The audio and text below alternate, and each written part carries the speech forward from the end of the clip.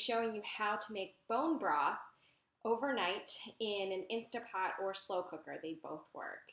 So first thing you want to do is you have a whole chicken. You can also use chicken thighs or chicken breasts, whatever chicken you have with bone in it.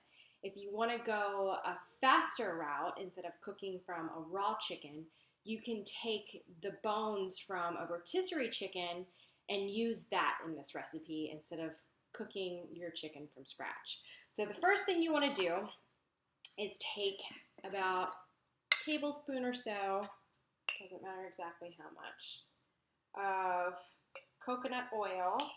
You're going to put that in the bottom of your Instapot. And this is because we are going to sear the chicken first. You can turn on saute, and that will begin to heat up your pot. And let's first season our chicken. So we have a whole chicken that I bought from Publix. So it's a green-wise one. That means that it's starting to turn on. It is a green-wise one, and so I'm going to salt the top of it, and pepper.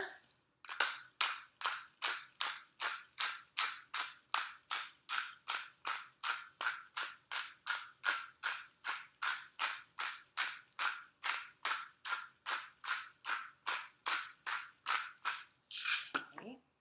Then I actually use Old Bay seasoning. The recipe that I've looked at before uses paprika, but I ran out of paprika one day, and so I broke out my Old Bay seasoning, and it turned out wonderful, so I decided to keep using it.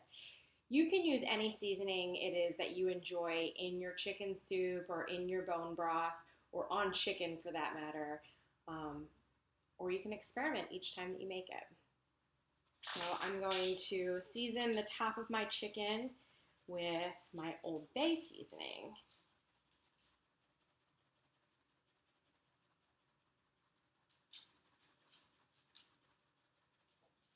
I'm very generous with it. And then I'm going to flip it over and I'm going to do the same thing. First thing we are going to do is sear the chicken.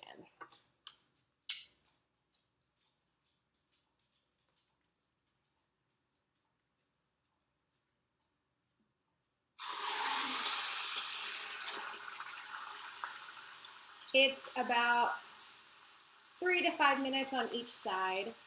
And so I'll let this cook for about 5 minutes, and then I'll flip it over and let it cook for another 5 minutes. So I've seared the chicken on both sides for about 5 minutes on each side. And the next part of this is to now add chicken broth that I've already bought at the store as a starter, and some lemon. And then we are going to pressure cook this chicken so that we can then take the actual chicken meat off. And our next step will be to actually start making the bone broth. So here we go. Part 1. Add about 1.5 cups of chicken broth to our Instapot. Perfect. Step 2. Lemon juice on top of our chicken.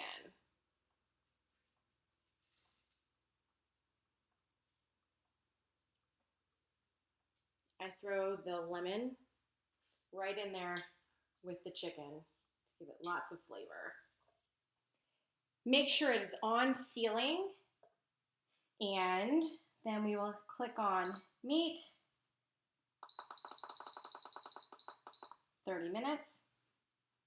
Let it go. Let that chicken pressure cook for about 30 minutes, then let it natural release, meaning that you don't touch the top vent up here. Instead, give it about 15 minutes after it's done cooking, and then switch the vent over to vent, and you can open it up and the chicken will be completely done. So I'm back. I've pressure cooked the chicken, and I've subsequently taken it out of the pot, removed the meat from the chicken, and placed it in a Tupperware container. From here, I'm going to finish adding my water to the Instapot to fill it up to about the 4-liter mark. So I already have the bones, the chicken, the broth that was left over from pressure cooking the chicken, and now I'm just topping it off with the rest of my water up to the 4-liter mark. I'm adding in 2 large carrots that I've cut up, 2 stalks of celery, again, that I've cut up, and half an onion that I just cut in half. Didn't even bother cutting it up into even bigger chunks. And then lastly, my 2 secret ingredients are 1 apple cider vinegar. You just need a splash of it. I don't even measure it. I just splash a little bit in. Done. It's probably about a tablespoon and a half. And then secondly, my bay leaf. The bay leaf gives it a ton of flavor. The reason for adding the apple cider vinegar is that it helps to bring out the nutrients from the bones and the skin of the chicken. So it also gives it a little bit of tang that is a nice little bite to the broth. So bay leaf goes in, apple cider vinegar is already in. I'm going to put my cooked chicken meat in the refrigerator and save that to chop up for tomorrow to make chicken soup. And then right now I'm going to put the top on and I'm going to place it on slow cook. I'm going to do this for about 16 hours. Sometimes I do it for about 20 hours, depending on how much time I have. But for this, I'm going to put it on 16 hours. And I will just let the Instapot do all of the work. This will slow cook overnight, and tomorrow I will show you that I will strain it and all of the things that I add for chicken soup. Part 3 of our bone broth tutorial. I've taken the bone broth out of our slow cooker or Instapot, whichever you used, and I am now going to extract and strain everything that's in the bone broth. So, first things first, take out the bones, take out all of the big pieces. I like to save the carrots and the celery that I've cooked in here for my dog, so I'm going to put that in a separate bowl. Okay, so once I've removed all of the big pieces of bone and lemon, bay leaf, all of that into the trash, I am now going to strain the bone broth through a smaller strainer.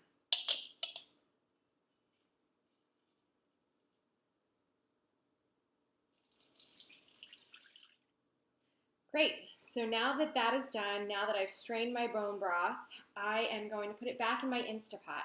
If you are just making bone broth, then this is where you will stop. And you can freeze your bone broth, you can use it for a different recipe. It's great to put in your dog's bowl of food. It's great to just drink because it has so many nutrients in it. But if you would like to carry on with me, I'm actually making chicken noodle soup. So the next step in this is to take your broth that you've strained, place it back into your Instapot or slow cooker.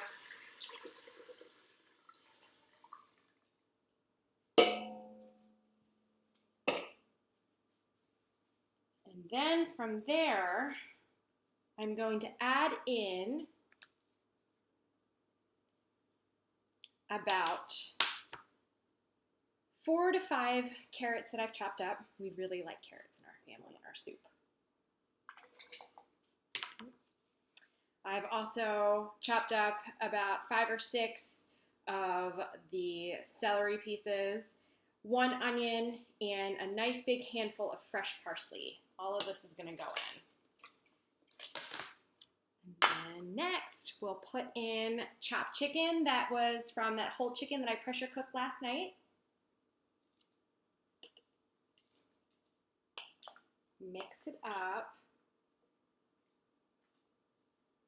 And then we are ready for this to slow cook while I'm at the gym working out for another couple of hours. If you'd like to add noodles to this or rice, you're welcome to do that. I typically put it in for about 20 minutes before I'm going to serve it so that it is not overcooked. But besides that, it is ready to go. I'll be sure to take a picture of our soup when we are done and ready to eat. And enjoy the benefits of bone broth, knowing that you can make it at home. You can make chicken soup with this bone broth, and it is less than 20 bucks. So enjoy!